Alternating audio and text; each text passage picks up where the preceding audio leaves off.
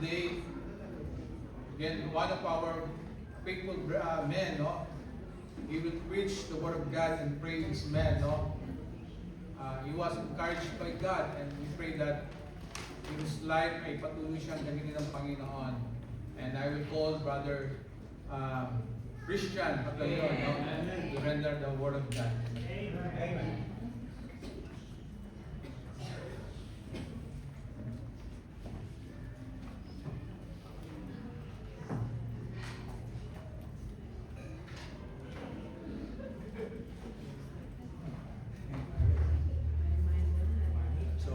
Blessed afternoon po sa inyo lahat, mga kapatid. Personally po, okay, so unang-una po, personally ako po ay na-blessed kanina sa preaching po ni Brother Harris about the Good Samaritan. Were you blessed po kanina, mga kapatid?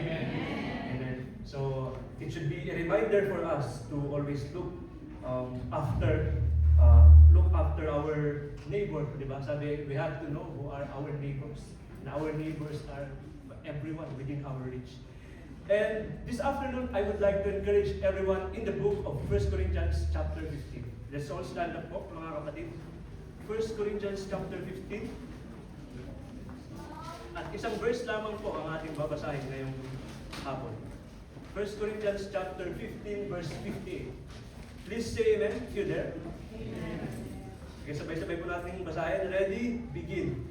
Therefore, my beloved brethren, be steadfast, unmovable, always abounding in the work of the Lord. For as much as you know that your labor is not in vain in the Lord. Mga kapatid, our message this afternoon is entitled this afternoon is entitled The Encouragement to the Believers and the Heavenly Crowns. Amen. Let us go to the Lord in prayer. Our dear Heavenly Father, we thank you po, Panginoon, sapagkat kami po ay dinala ninyo, Panginoon, dito po sa inyo pong bahay-sambahan upang kami po ay magtipon-tipon, upang kami po ay mag-aral po ng inyo pong salita. Panginoon, dalangin po namin na nawa ibuksan niyo po ang aming mga puso't isipan upang kami po, Panginoon, ay matuto, upang malaman po namin, Panginoon, ang hiwaga po ng inyo pong salita. And Father, I humbly ask, Father, for the forgiveness of our sins. Panginoon, patawad po sa aming mga kasalanan, sa aming mga naisip, nasabi at nagawa, Panginoon, upang kami po ay marapat na tumanggap ng inyong mga biyaya at pagpapala. And Father, we remember our dear pastor. We are truly happy and blessed to see him ministering into different churches, different brethren po, Panginoon, sa Pilipinas. At dalangin po namin na patuloy niyo po silang ingatan hanggang sa sila po ay makabalik dito sa UAE ng safe po, Panginoon, kasama po ng kanyang pamilya. And Father, I humbly ask as well for myself, Father, anoint me po, Father. I humbly ask, Father, that you will give me the wisdom and the knowledge that I need so that I may preach your word boldly po, Panginoon. And Father, I pray as well na ipaalala niyo po yung mga itinuro po ninyo sa akin po, Panginoon. And that naway maganap po ang inyong pong kalooban sa mensahe pong ito. This is our faith and our prayer. In Jesus' name we pray. Amen. Amen. Pwede na po tayong makaupo.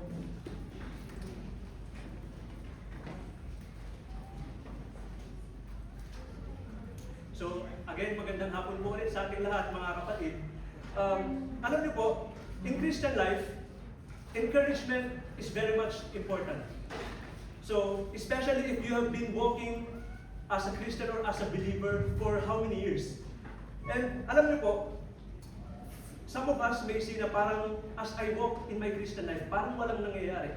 Or kung hindi naman merong nangyayari, but seems like things are very much slow. So, you know, this afternoon, what I am happy about is that yung pag-uusapan po natin na encouragement ay hindi lamang po sabihin natin superficial or yung mababaw or yung temporary na encouragement.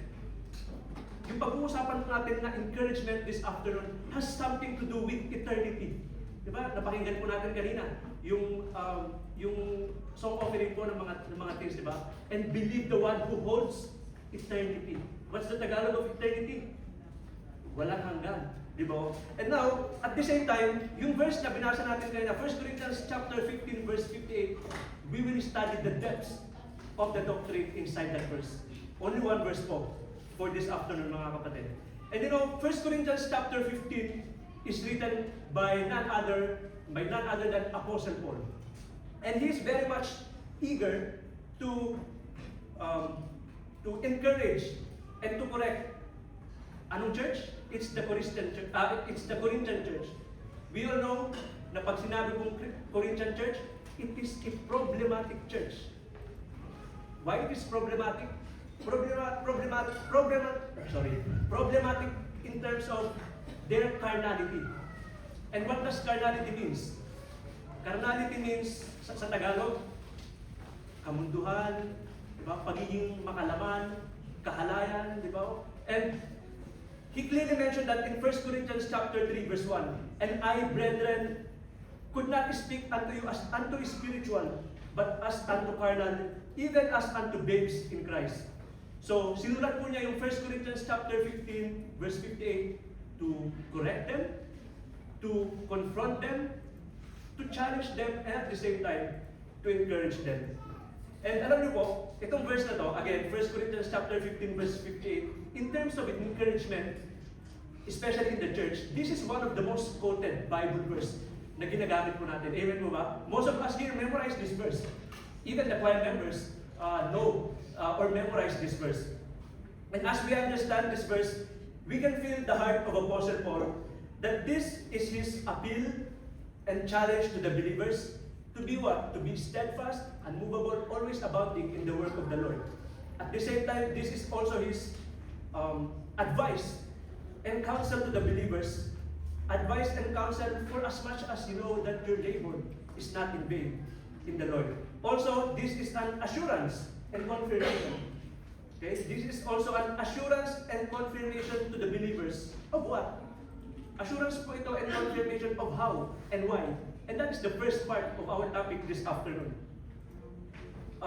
Let's take a look again dun po sa verse. 1 Corinthians chapter 15, verse 58. Ano po sa Tagalog yung salitang therefore? Therefore, sa Tagalog ay sa makatwid. Also, that's in English to Tagalog.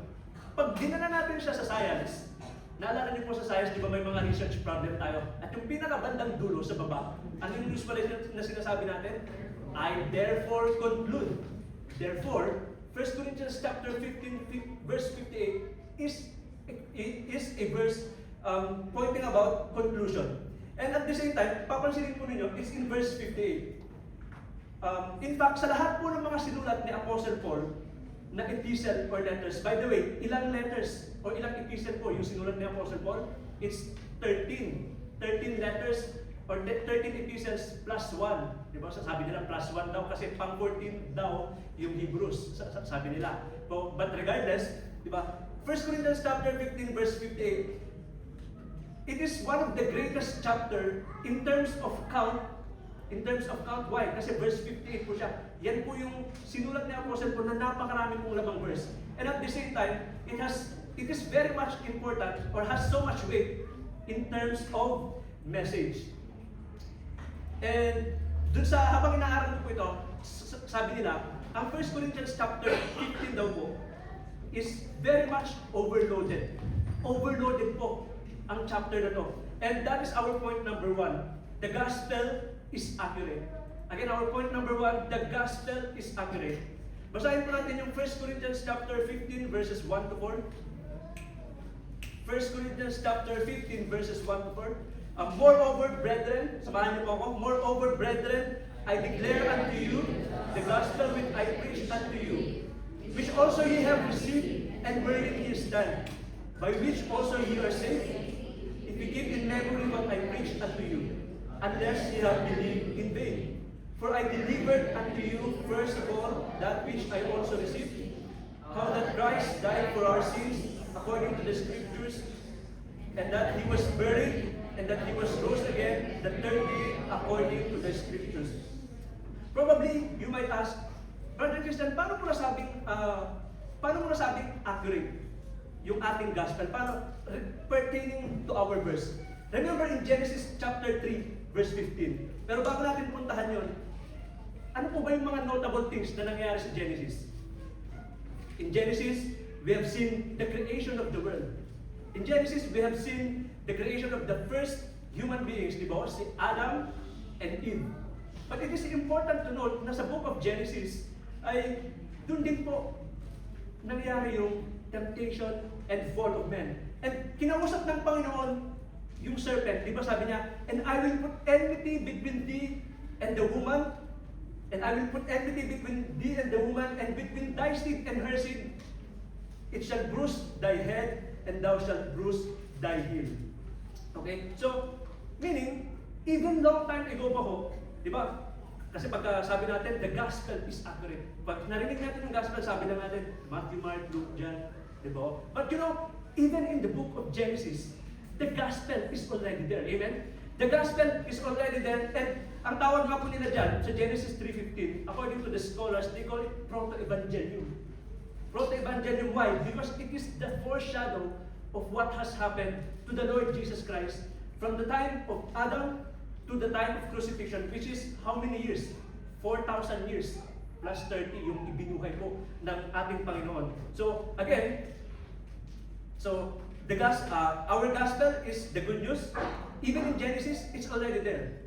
And at the same time, we can see it in Genesis 3:15. And also, naalala niyo po yung sinasabi ng ating pastor, di ba may mga ibang tao nagsasabi, bakit pa kasi nilagay yung ano dyan? Ba't pa kasi nilagay yung puno? Di ba? Sana hindi sila nagkasala, ganito, ganyan. Di ba marami tayong question. Kumbaga parang marami tayong sana pagdating po dun sa Garden of Eden. But you know, in the book of Genesis po, sabi nga ng ating pastor, nung nagtempo at nagkasala si Adam at saka si Eve, hindi po parang nagulat ang Panginoon. Amen po ba? Hindi po parang nataranta ang ating Panginoon na ganito, ganyan, sana hindi ko na lang nilagay. Hindi po. Because, remember, our God is perfect. So even before in the book of Genesis, He already has His perfect plan of salvation para po sa atin. And next, the gospel is also about the death, the burial, and the resurrection of the Lord Jesus Christ. Again, the gospel is about the death, the burial, and the resurrection of the Lord Jesus Christ.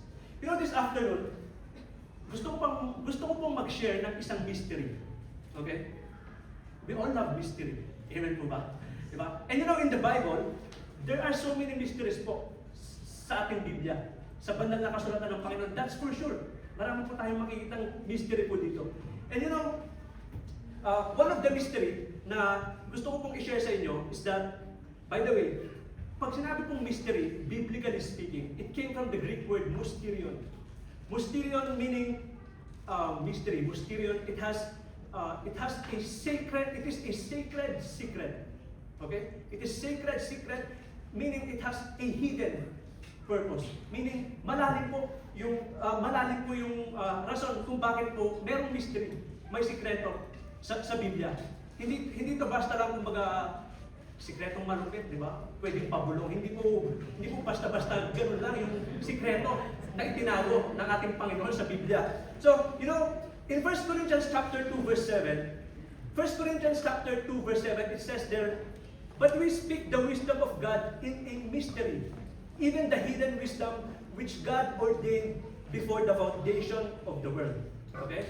I repeat, basahin ko ulit. But we speak the wisdom of God in a mystery, even the hidden wisdom which God ordained before the world unto glory. So, now, you might ask, di ba, Brother Christian, pag sinabing mystery, it is a sacred secret. Nakatago siya. So, Brother Christian, kanino nakatago yung mystery na ito? To whom it was hidden against? To whom this was concealed? Di ba? Laban kanino itong mystery na ito, kaya siya tinago? Do you have an idea po? Kung bakit nakatago yung mystery na ito na sinasabi sa verse na ito? Any idea? Okay. So, this mystery, parang ayaw yatang sabihin yung mystery. So, malalaman sa sunod na ano, di ba? You know, this mystery na sinasabi dito was hidden thousands of years ago against someone who is called the greatest deceiver, the greatest accuser of all time. Walang iba kundi si Satanas. And that is found in the verse 8, kasunod po niya. It says there, which none of the princes of this world knew, for had they known it, they would not have crucified the Lord of glory. Therefore, yung mystery po na ito, na itinago long time ago, ay itinago po kay Satanas. Remember, when the Lord Jesus Christ was, ano yung unang ginawa sa kanya? He was arrested. Okay? He was arrested, and then he was mocked. They put cross, di ba? They put thorn, di ba? Sa kanyang ulo. Yung thorn na sinabi sa Genesis, kinuha niya. Di ba? Then, pinutong sa kanya yung thorn na buong corona. And now, most importantly, when he was nailed on the cross, nung ipinako po ang Panginoong Jesus sa cross, akala ni Satanas, panalo na siya. Which is not. That is very wrong. That is the mystery of our salvation. And now, Satan was blinded to the fact. Satan was blinded to the fact that the death or the crucifixion and death of the Lord Jesus Christ is the ultimate and perfect sacrifice for the humanity. Diba? Yan po yung binasa nating verse. Now, pagka narinig po natin yung linyang pag narinig po natin yung song na yung "We preach Christ who was crucified and risen from the grave", di ba?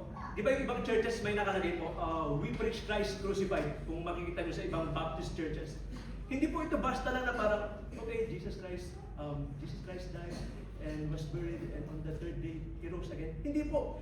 It has so much weight in it na ang sabi, di ba, itinago po ito 1,000 years ago kay Satanas. Kasi had they known it, kung malalaman lang ni Satanas, hindi po nila ipapapako ang Panginoong Jesus sa cross. Amen? Now, on the application side, mga kapatid, that is the effect of pride sa ating buhay.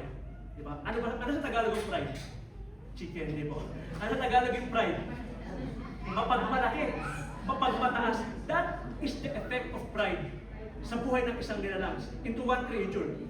It will blind you to the mystery and into the Word of God. It will blind you from the mystery and Word of God. So again, pride is very much dangerous. So again, that is our point number 1. The gospel is accurate. Amen? Number 2. Point number 2, our great Savior is alive. Okay? Point number 2, our great Savior is alive. Samahan niyo po ako sa 1 Corinthians 15, verses 5 to 8. 1 Corinthians chapter 15, verses 5 to 8. Ready? Begin. And that he was seen of Cephas, then of the 12. After that, he was seen of 500 who prayed for our remains and sisters. After that, he was seen of Jesus, then of all. Last of all, he was seen of me also, as one who went out of the Amen. Thank you po. So, here in our point number 2, our great Savior is alive. Alam niyo po mga kapatid, we have to know and we have to understand na sa mundong ito, isang tao lamang po ang nakapredict ng kanyang kamatayan at ng kanyang muling pagkabuhay. And obviously, that is none other than the Lord Jesus Christ. And then eventually, di ba, ang sabi po nun, siya po ay muling nabuhay. It's resurrection. Siya po ay muling nabuhay. And he was seen by Cephas. And pag inad niyo yun, yung verse na binasa niyo kanina, ilan yung nakakita sa Panginoon? It's roughly 500 plus people who saw the resurrection of the Lord Jesus Christ. That said, yung muling pagkabuhay po o resurrection ng Panginoon, that is the cornerstone of Christianity. Amen? That is the cornerstone of Christianity. Why? Because it validates Jesus Christ as the Son of God. It proves His sacrifice conquered sin, and death, and guarantees eternal life for the believers. So now, mga kapatid, alam niyo po, ang resurrection po, o muling pagkabuhay, is the ultimate foundation of Christianity. So, again, yung muling pagkabuhay ng Panginoon, di ba, we celebrate, di ba, Resurrection Sunday. Di ba, Easter Sunday. Easter Sunday. So, yun po. Or, sabi kasi nila, Resurrection Sunday daw eh. So yun po. Yung resurrection po ng Panginoon is the ultimate foundation of Christianity. Why? Dahil dyan po nakaangkla, it is where our faith is anchored. And question, is it possible po ba? Is it possible na pag nung namatay ang Panginoon, hindi siya muling mabubuhay? What do you think? Again, nung namatay po ang Panginoong Jesus, is it possible na nung namatay siya, doon na lang siya forever, hindi siya muling mabubuhay? Before I answer that, let's take a look back in the Old Testament. In the Old Testament, marami pong klase ng offerings. Amen? Ano yung klase ng offerings mentioned in the Old Testament? Sin offering, burnt offerings, di ba? Guilt offerings, trespass offerings, maraming mga klase ng offerings. And sabi po sa 1 Corinthians 15:20, Jesus Christ is the first fruit of them that sleep. Okay? Jesus Christ is the first fruit of them that sleep. Also in Colossians 1:15 ang sabi doon, Jesus Christ is the firstborn among all creation. Now, going back doon sa tanong natin kanina, nung namatay ang Panginoong Jesus, is it possible na hindi na siya magro-rose again? Asan po yung mga kings kanina na kumanta ng Bowden? Can you please stand up? Where are the kings? Ayaw? Please stand up. Okay. So ganito, maglalaro tayo. Hindi, biro lang po. Kayo na yun, kayo na lahat yun. So, can we take a look in John 14:6, please? John 14:6. And can you please read?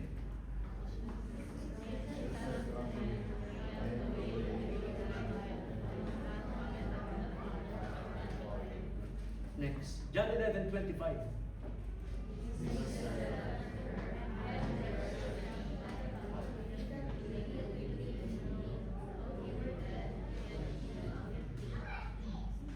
Next. Acts 4:12.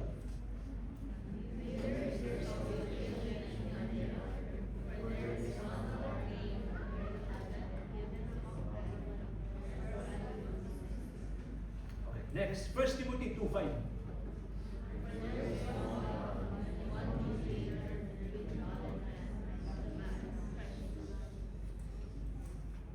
Done. Thank you. You may now be seated. So, now, hearing all of these verses, di ba sabi kanina, John 14:6, Jesus said to them, I am the way, the truth, and the life. No man cometh to the Father except through me. I am the way, ako ang daan. Diba? I am the truth, ako ang katotohanan, at ako ang buhay. Diba ho? Clean po ng Panginoon yan. Now, to answer yung question natin kanina, is it possible na nung namatay ang Panginoon, hindi na siya muling mabubuhay? It is very impossible, mga kapatid. It is very impossible that the Lord Jesus Christ will not rise again. Why?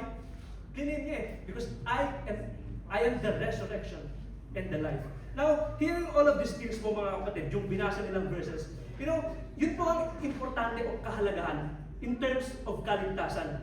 That's why mga kapatid, we are very blessed. We are very blessed here in our belief.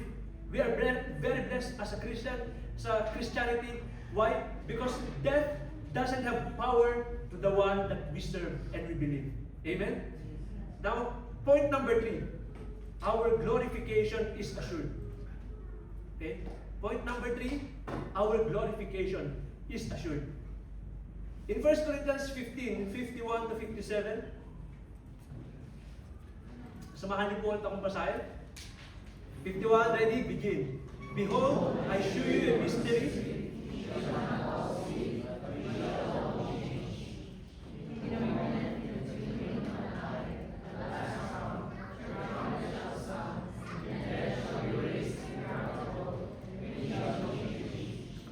For this corruptible must put on incorruption, and this immortal must put on immortality.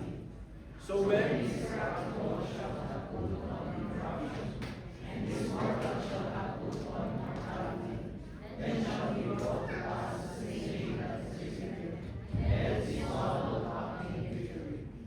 O death, where is thy sting? O grave, where is thy victory? The sting of sin and the strength of sin is the law. But thanks be to God, which given us victory through our Lord Jesus Christ. Amen. Thank you po for reading with me. Mga kapatid, one day, darating po ang ating Panginoong Jesus. One day He will come to judge the living and the dead. That's why it is very much important that we will be assured of our salvation. Importante po na tayo po ay sigurado sa ating kaligtasan. You know, marami po dyan nagsasabi na, okay lang yan. Actually, this is a lie. Sabi nila, okay lang yan, maging mabait ka ng tao ngayon. Yung langit, hayaan mo na yan. Saka na po. No, that is a lie from the enemy. The Lord commanded us that we should be what? That we should be assured of our salvation. Kasi once we die, di ba? Hebrews 9:27 yata yun, sabi, as it is appointed unto man once to die, after this, judgment.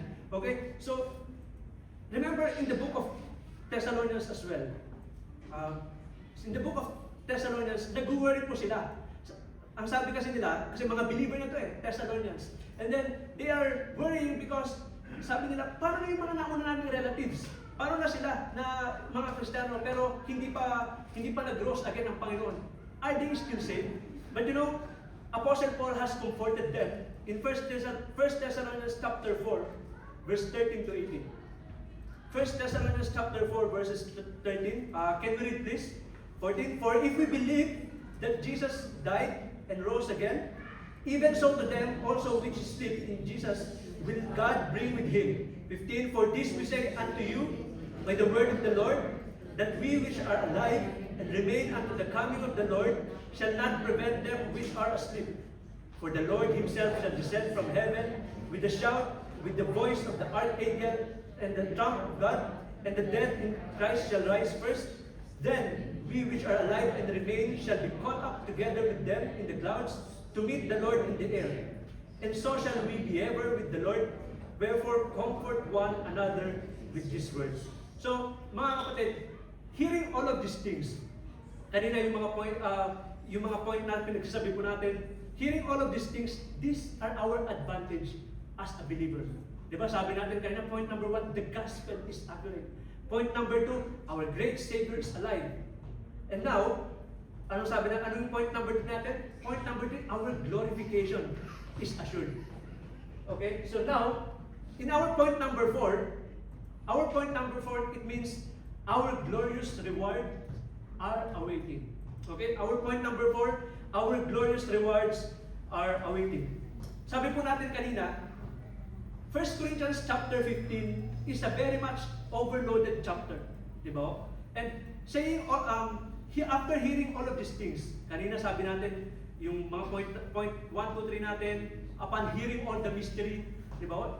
Narinig natin kanina yung mystery, the death, the burial, and the resurrection. Apostle Paul has finally arrived to the conclusion of the matter, which is our main text. 1 Corinthians chapter 15, verse 58. Sabi natin, it is a conclusion. Therefore, my beloved brethren, be steadfast, unmovable, always abounding in the work of the Lord, for as much as you know that your labor is not in vain in the Lord. You know, the word is steadfast. May nakakaalam po ba ng meaning ng steadfast? Anyone? Unwavering. Amen. So, pag sinabi pong steadfast, it came from two different words and then combined. Amen? It's two different words and then it was combined. Steady and fasten. Saan mo ginagamit yung fasten? Your seatbelt, di ba? Di ba? Or aanohin mo siya, kumbaga parang hihigpitan. And you know, as believers, we need to be what? We need to be firm, we need to be faithful, we need to be focused, and to be fruitful. Why?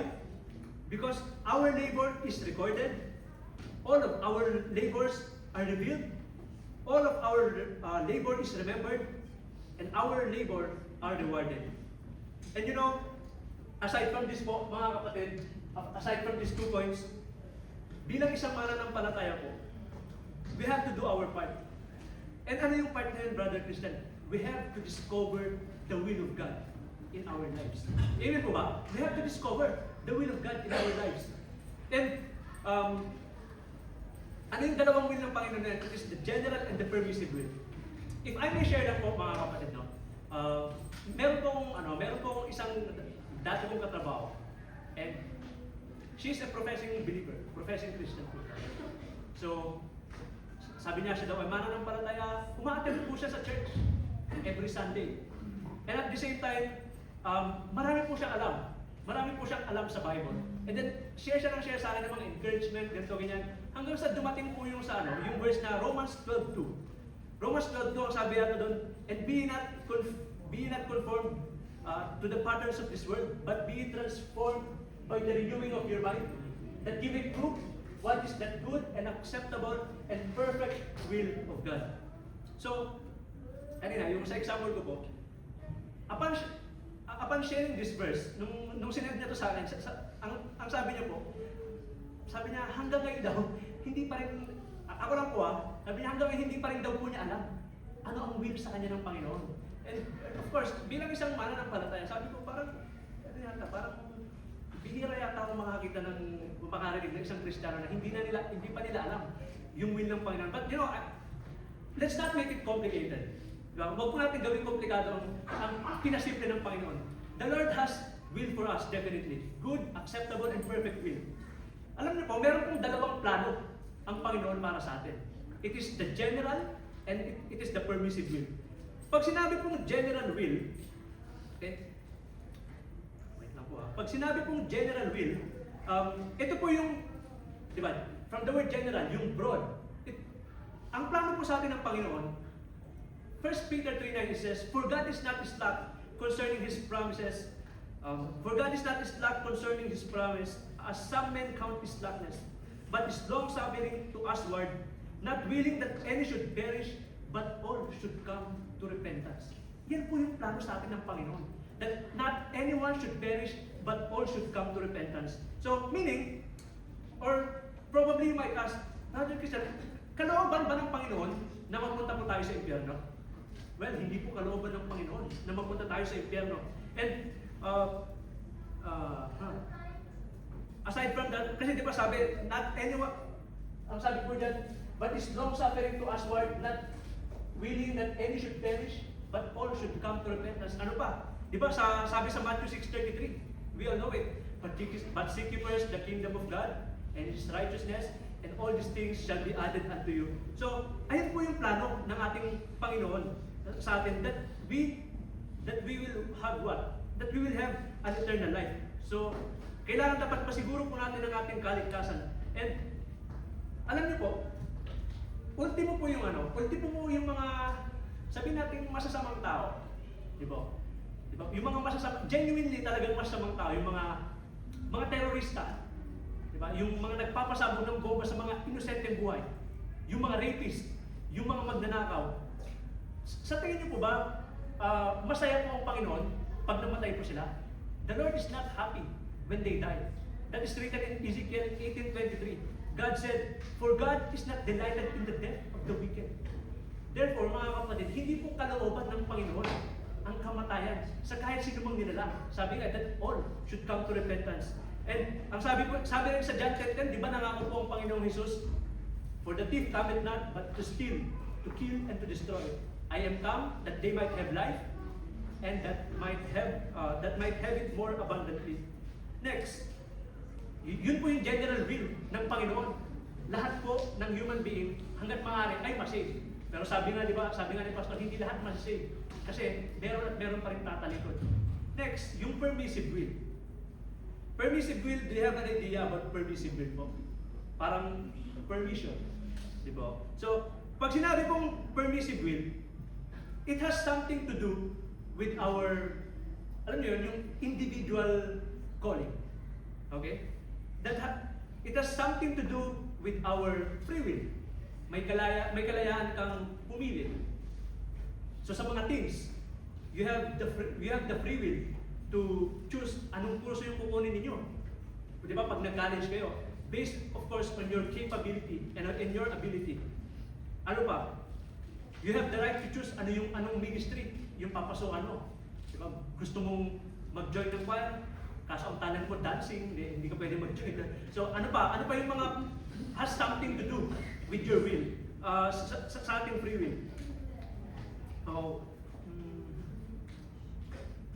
Yung ministry, or kung halimbawa, one day mag-missionary ka ba, bro, di ba? O magpapastor ka ba, bro, di ba? O ano pa? Yung tinatawag na ano? papunta pa lang po tayo dun. Papunta pa lang. So, lalagay ka ba sa gulo o lalagay ka sa tahimik, di ba? Anong lugar yung pipiliin mo? Di ba? Or yung totga, ano ba yung totga? Narinig niyo yung totga? Di ba? Sabi, the one that got, uso sa mga teens to, di ba? Yung totga, the one that got arrested, di ba? Hindi ba? Bino lang. The one that got away, di ba? Or the one that got allowed. Basta, this permissive will has something to do between you and the Lord. So, therefore po mga kapatid, we have to discover. We need to discover kung ano po yung will ng ating Panginoon. Because you know what? You know what? In Christian life, let's not forget, we need to what? We need to labor. Now, again, mga kapatid, as believers, ito po yung ating advantages bilang isang mananampalataya. This is our advantage. Our glorious reward are awaiting. Pero alam niyo po, mga kapatid, as one of your preachers this afternoon, I have to be careful in saying this. When it comes to rewards, kailangan ko pong maging maingat.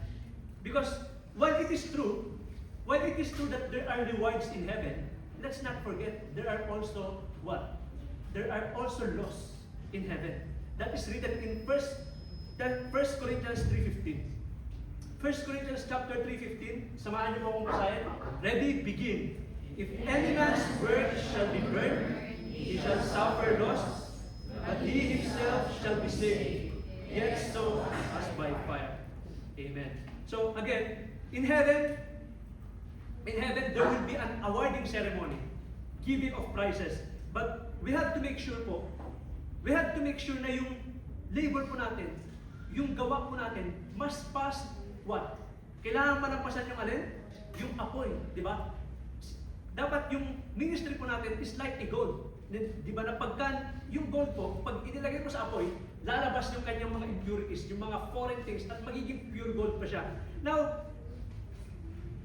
if our ministry, kung yung mga gawa po natin dito sa church ay built with cheap materials or weak materials, anong mga example ng mga cheap materials, weak materials niyan? If our ministry is built with pride, with popularity, with self-conceit, di ba? Or ano pa, if our ministry was built with compromised Christian life, nagtuturo ka, but then, on the side note, you are half-hearted, you know, ang sabi po dun, sa verse na binasa natin, masusunod po yun eh. Ang alin, yung rewards. Therefore, it is a warning to all Christians that what? That we have to assess that all of our labor is genuine, that all of our labor is genuine service for the Lord. So that one day, isang araw po, pag tumayo po tayo sa Panginoon, when we will be tried, di ba? We will receive our rewards. Amen? Now, in the Bible, there are two kinds of judgment, mga kapatid. Okay? In the Bible, there are two kinds of judgment. Number one is the Great White Throne Judgment. Pag sinabi pong Great White Throne Judgment, this is the final judgment for the unbelievers. Pag sinabi, again I repeat, pag sinabi pong Great White Throne, it is the final judgment for the unbelievers. In Revelation chapter 20, verse 14 to 15, it says, "And death and hell were cast into the lake of fire. That is the second death. And whosoever was not found in the book of life was cast into the lake of fire." So, again, this is the Great White Throne Judgment.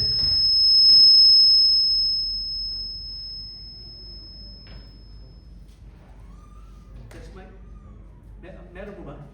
Meron. So, again, this is the Great White Throne Judgment. This is the judgment designed by God for what? Yung judgment po na ito, yung paghukom po na ito, ay dinisenyo ng Panginoon for those unbelievers, sa mga hindi po tumanggap sa Panginoong Jesus. While the second one, ito gusto ng mga believers, while the second one is the judgment seat of Christ, or also called the Bema seat of Christ. Then this is the judgment for the believers pertaining to what? This is the judgment pertaining to prizes and rewards. In 2 Corinthians 5:10 it says, "For we must all appear before the judgment seat of Christ, that everyone may receive the things done in his body according to that he hath done, whether it be good or bad." Therefore, mga kapatid, it should be an encouragement to us. This should be an encouragement to us na kahit, okay, ang hirap na ng buhay dito sa UAE, ang init-init, di ba? We are still choosing. We are still choosing to come every Sunday, to hear the Word of God. We are choosing to listen every Wednesday, go to Friday Bible study, because one day, sabi, we will be rewarded and that our labor is not in vain. And you know, in the Bible, sa Biblia po, there are different kinds of rewards. There are different kinds of rewards. And one of the kinds of rewards ay yung tinatawag pong crowns. Crowns or corona. And there is this one crown, meron pong isang reward na corona. It's a crown pertaining about suffering. Okay? And that is called the crown of life. The crown of life, this crown is promised to those who faithfully endure trials, persecutions, sufferings, and temptations. In James 1:2, basahin nga po natin. James 1:2, it says, basahin po natin, please. Blessed is the man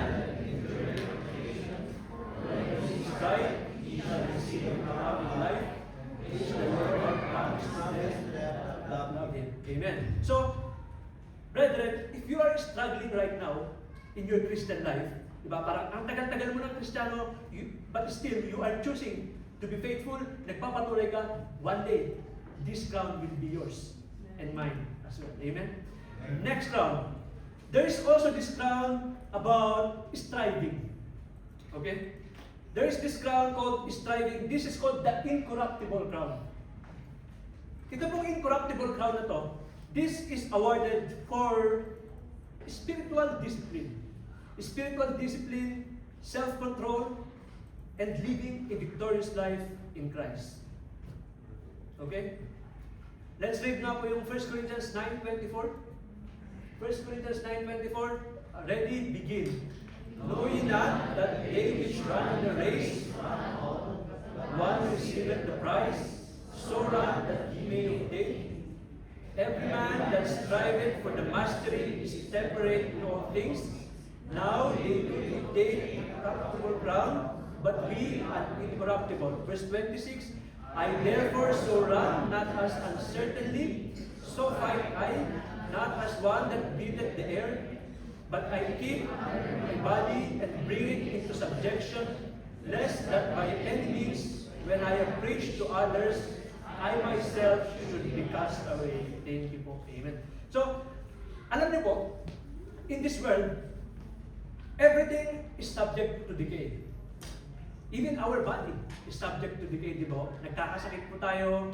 And then, after that, but for the believers, one day, we are promised with what? We are promised with glorified body. Amen? Glorified body. Hindi ka na magkakasakit, wala nang sakit sa ulo. Hindi ko alam kung magugutom tayo doon. I honestly don't know. Kasi sabi sa heaven, merong di ba may feasting dito. So, yung magugutom ba tayo sa heaven?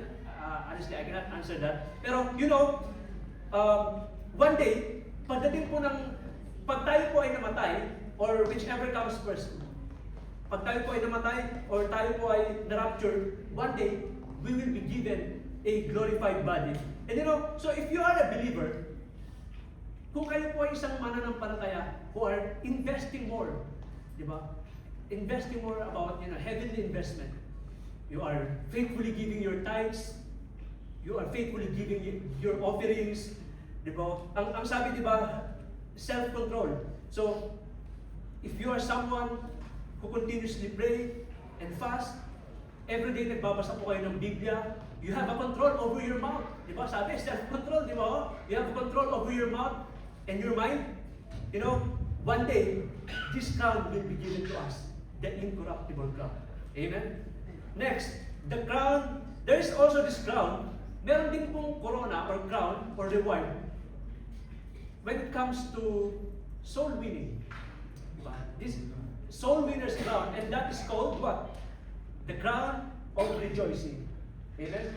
So the crown of rejoicing, this crown is for soul winning, given to those who pour themselves into evangelism and leads others to the Lord Jesus Christ. In 1 Corinthians chapter, in 1 Thessalonians chapter 2, verses 19 to 20. Samahan niyo po akong basahin. For what is our hope, or joy, or crown of rejoicing? Are not even ye in the presence of our Lord Jesus Christ at His coming? For ye are our glory and joy. At the same time, in Acts 1:8, but ye shall receive power. After that, the Holy Ghost has come upon you, and ye shall be my witnesses unto me both in Jerusalem and in all Judea and in Samaria and unto uttermost part of the earth. Okay. You know, alam niyo po mga kapatid, one of the greatest prayer na pwede po natin ipanalangin para sa ating mga pamilya, to our relatives, to our loved ones, is that one day, hindi lang po tayo yung, alam niyo, yung masave. That one day, them as well will receive what? They will receive eternal life, na one day, pupunta rin po sila dito sa church, they will, they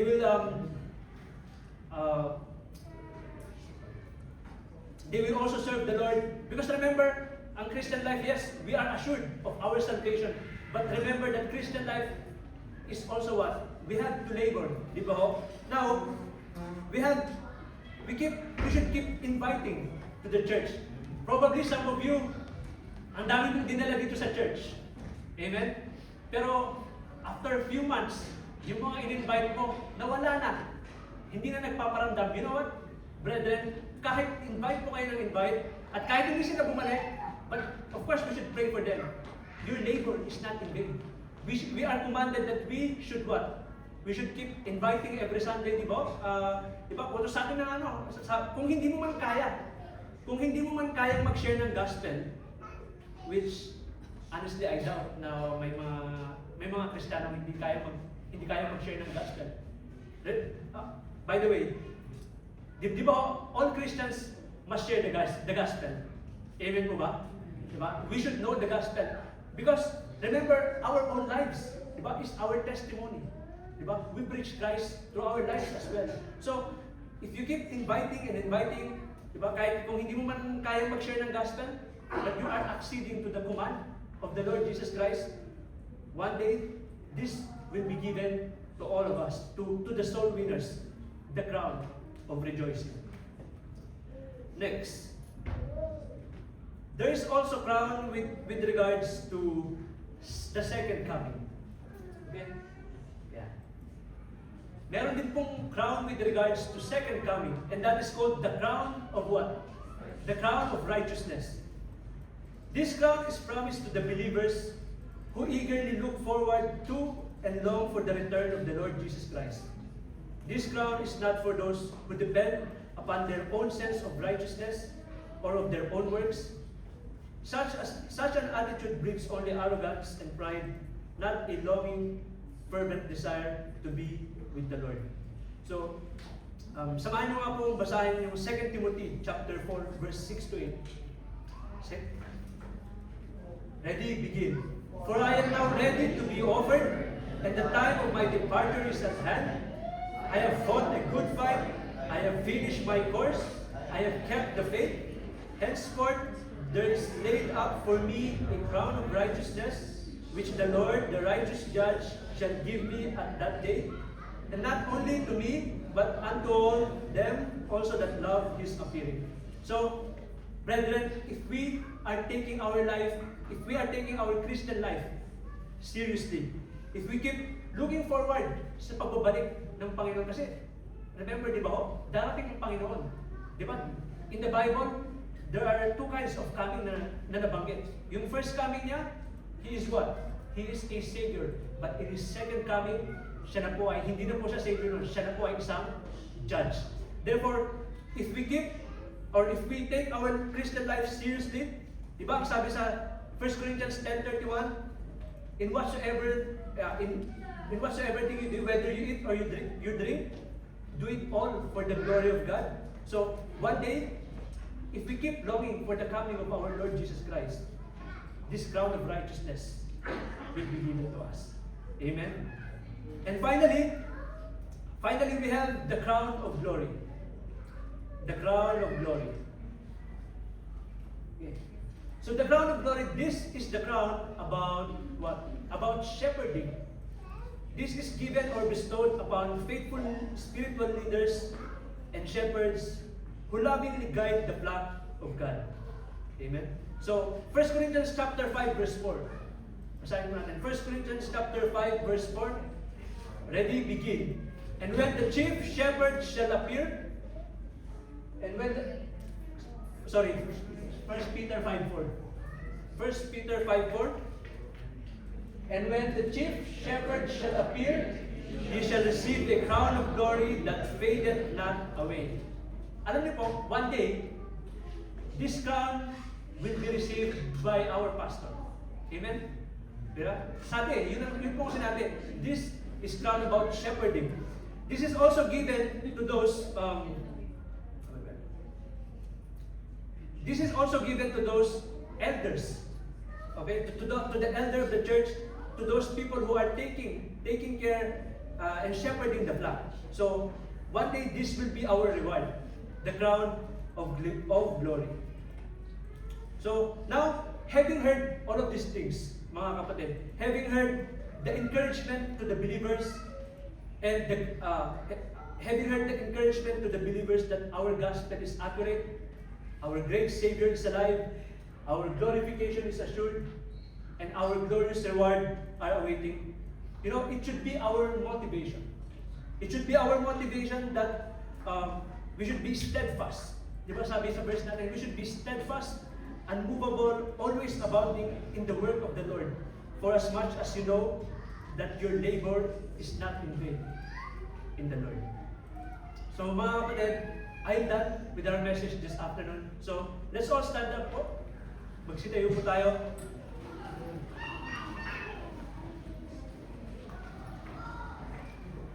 And we will just give short message of admonition and challenge po sa ating mga kapatid. Honestly po, I do not know if there are some visitors here or kung hindi pa ho sigurado sa buhay na walang hanggan. Alam niyo po, simple lamang po ang tanong natin this afternoon mga kapatid. If you are going to die tonight, God forbid, but you are not yet assured of heaven or of your salvation, alam niyo po, that is the greatest tragedy that we will ever face in our life. Ang hindi po makilala ang Panginoong Jesus. And you know, in Romans 6:23, ang sabi po doon, Romans 6:23, for the wages of sin is death. Sapagkat ang kabayaran ng kasalanan ay kamatayan. Ngunit ang kaloob ng Diyos, ngunit ang regalo ng Diyos ay buhay na walang hanggan na matatagpuan lamang po sa Panginoong Jesus. Alam niyo po, balang araw, tatayo po tayo sa judgment seat of Christ. One day we will face our Savior, we will face our God. And, you know, kung hindi po tayo sigurado sa ating kaligtasan, again, like we've said, it is one of the dangerous things. It is one of the tragic things na mangyayari po sa ating buhay. So, I don't know if meron po ditong gustong makakilala sa Panginoon. Our leaders are there, our deacons are there to share later the message to you. And now, sa atin naman po mga kapatid, to my fellow believers, I hope that somehow po mga kapatid, we have learned something this afternoon. I pray na kahit paano po meron po tayong kaunting aral po na napulot po ngayong hapon, nababaunin po natin in our Christian life. Now, I would like to give encouragement po sa ating mga teens. You know what, parents? Di ba, hindi naman po lingid sa inyo yung nangyayari, lingid sa kaalaman ninyo yung nangyayari po sa ating bansa. You know that most of the tragic things na nangyayari po ngayon is related to the teenagers. And you know, it's one of the signs of the end times that the morality of people will go down one day. And it is obviously happening po. So, I would like to encourage our teens, sa ating mga young people. You know, sabi sa Bible, honor your mother and your father, honor your father and your mother. Diba? Because that promise, you will have a long life. That is the first command that has promise. And at the same time, therefore you should keep praying for your parents. Now, sa atin naman pong mga parents, I know that some of you are already tired carrying your family, raising your family. Ang sabi po, parents, provoke not your children to wrath, but bring them up in the nurture and admonition of the Lord. So, right now, let's have a moment of silence, around 1 minute, and after that, I will close for our time to pray. Let's individually pray.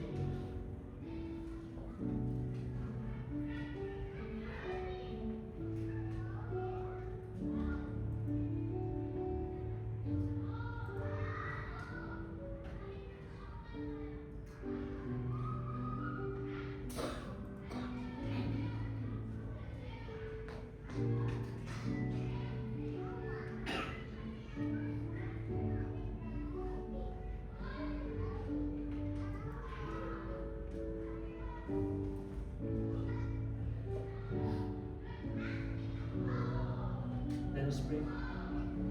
Our dear Heavenly Father, we thank you this afternoon for you have given us, O Panginoon, a message, an encouragement, and a reminder as well po bilang isang mananampalataya. Lord, thank you because you have given us the eternal life po, Panginoon, through your Son, Jesus Christ. Thank you, Father, for your promises to us that one day we will be assured of heaven. And Lord, we pray that enable us po, Panginoon, that we will continuously run our Christian life faithfully po, Panginoon. And Lord, we know that the enemy is doing its best. The enemy is having its double time para pigilan po kami sa pananambahan, para maging matapat po sa inyo. That's why, Father, lead us not into temptation po, Panginoon. Ilayo niyo po kami, Panginoon, sa tukso. And Father, may you continuously guard us, guard our mind, our hearts, that we may be safe po, Panginoon, from the wiles and from the things, from the lies of the enemy. Lord, as we embark to another week, we pray that may you continuously protect us, guide us, may you protect our families po, Panginoon. This is our faith and our prayer. In Jesus' name we pray. Amen. Pwede na po tayong umupo.